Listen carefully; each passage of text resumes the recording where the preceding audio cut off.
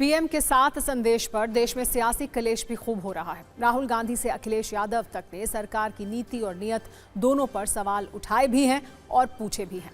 राहुल ने social media platform x पर लिखा, ये पीएम के उपदेश नहीं बल्कि नाकामी के सबूत हैं। 12 साल में देश को इस मुकाम पर ला दिया है कि जनता को बताना पड़ रहा है क्या खरीदें क्या ना खरीदें। राहुल लिखते हैं, पीएम बार बार जिम्मेदारी जनता पर डाल देते हैं जिससे खुद जवाबदेही से बच जाएं। इसीलिए अब देश चलाना प्रधानमंत्री के बस में नहीं रह गया है। पीएम मोदी ने पेट्रोल डीजल बचाने वाली जो अपील जनता से की थी उस पर कांग्रेस अध्यक्ष मल्लिकार्जुन खड़गे ने काउंटर अटैक किया।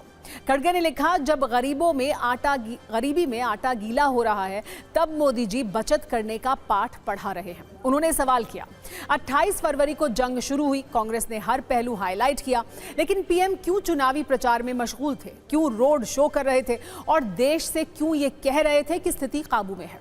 लेकिन सरकार पर सवालों की वर्षा सिर्फ कांग्रेस की ओर से ही नहीं हुई। मोर्चा समाजवादी पार्टी के अध्यक्ष अखिलेश यादव ने भी संभाला और लिखा, चुनाव खत्म होते ही पीएम को संकट याद आ गया। देश के लिए संकट सिर्फ एक है, वो है बीजेपी। अखिलेश ने आगे लिखा, सोना ना खरीदने की अपील जनता से नहीं भाजपाइयों को अपने भ्रष्ट लोगों से करनी चाहिए, क्योंकि जनता वैसे भी 1.5 लाख तोले का सोना नहीं खरीद पा रही है। भाजपाई ही काली कमाई का स्वर्णीकरण अपने लिए कर रहे हैं। पीएम की अपील पर मचे पॉलिटिकल क्लेश पर भी एक रील आइए आपको दिखाते हैं।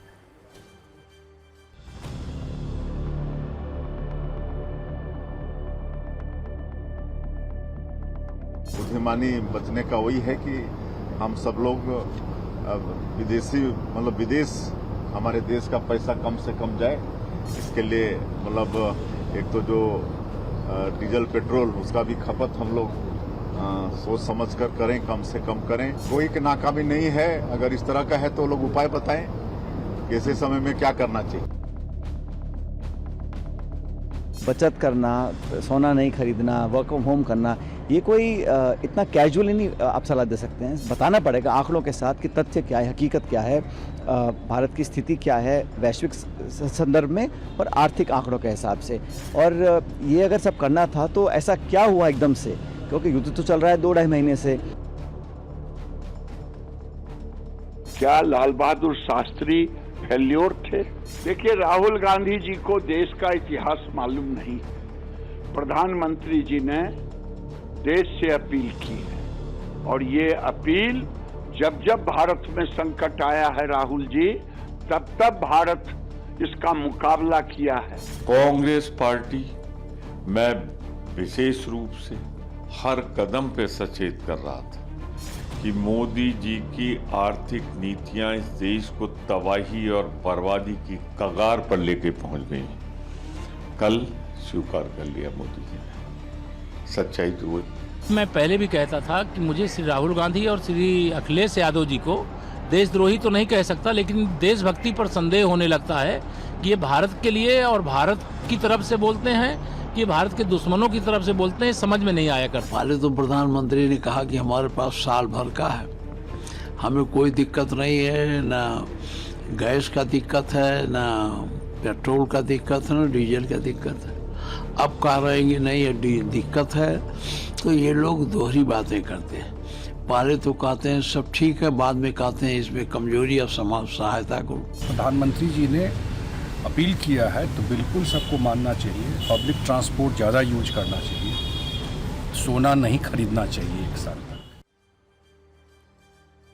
विपक्ष के सवालों का जवाब सरकार की ओर से आया है। आज रक्षा मंत्री राजनाथ सिंह की अगुवाई में पश्चिम एशिया के संकट पर बनी ग्रुप ऑफ मिनिस्टर्स की बैठक भी हुई है, जिसके बाद राजनाथ सिंह ने बताया कि पश्चिम एशिया संकट के बावजूद भारत बिल्कुल सुरक्षित है। उन्होंने लोगों से घबराकर खरीदारी न करने की अपील की। साथ ही ये भी स्पष्ट किया कि देश में पेट्रोल, डीजल और गैस की कोई कमी नहीं है। रक्षा मंत्री ने बताया कि भारत के पास 60 दिन के कच्चे तेल का स्टॉक मौजूद है। इसके अलावा 60 दिन की प्राकृतिक गैस और 45 दिन का LPG स्टॉक भी है। साथ ही विदेशी मुद्रा भंडार भी 703 अरब डॉलर के मजबूत स्तर पर है। इसीलिए लोगों को घबराने की बिल्कुल भी जरूरत नहीं है। लेकिन सोना व्यापारी सरकार के तर्कों से सहमत नहीं है।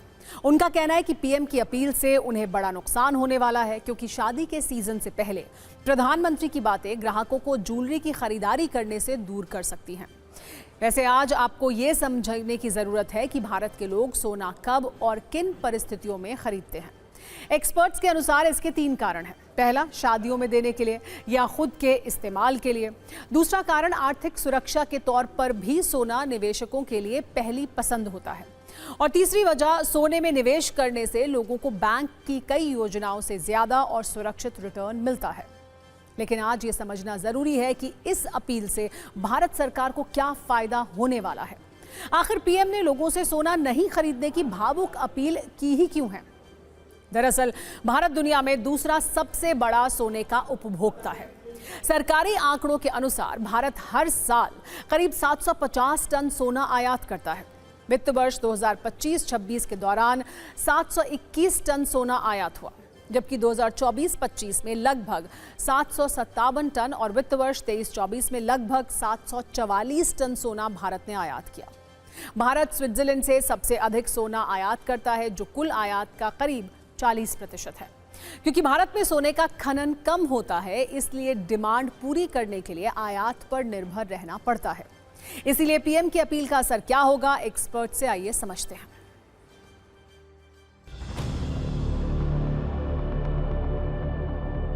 बहुत सारी इंडस्ट्री भी इसके ऊपर डिपेंडेंट होने के कारण एक बड़ा इम्पैक्ट इसके वजह से आ सकता है। मेरा यही कहना रहेगा कि किसी प्रकार का ज्वेलरी पे रिस्ट्रिक्शन देना एक बड़ा बेरोजगारी का एक बड़ा सवाल खड़ा कर सकता है। इसलिए बुलियन खरीदना, कॉइन्स खरीदना, यहाँ तक के इसके रोकना, ये बिल्कुल मैं सही समझता हूँ। आप फॉरेन ट्रैवल कम करिए, आप लग्जरी ट्रैवल कम करिए, क्योंकि जितना हम बाहर की तरफ ट्रैवल करेंगे, हमारी जो डॉलर का आउट गोइंग है उसको इंडिया से रोकना है।